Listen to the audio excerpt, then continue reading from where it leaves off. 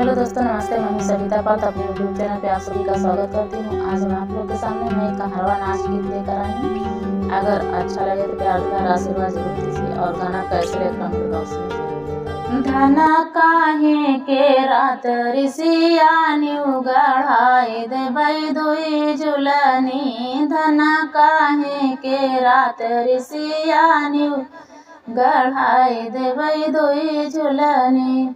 सासु बोली बोलाई ससुर बोली बोलाई, सासु बोली बोलाई ससुर बोली जाई के सही नहीं जाई बाजार परई दुई झुलनी। राजा रोजौ के सही नहीं जाई बाजार परई दुई झुलनी।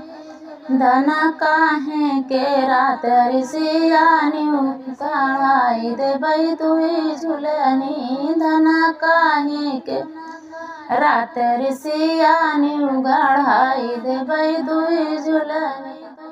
जेठ बोली बोलाई जेठानी बोली बोलाई, जेठ बोली बोलाई जेठानी बोली बोलाई। विधान राजा रोजौ के सही नहीं जाई बाजार परई दुई झुलनी। राजा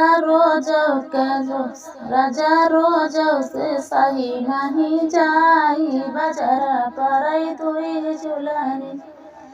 धना काहे के रात ऋषियानी उगढ़ाई देबै दुई झुलनी। धना काहे के रात ऋषियानी उगढ़ाई देबै दुई झुलनी। बोली बोलाई देवरानी बोली बोलाई, देवर बोली बोलाई देवरानी बोली बोलाई।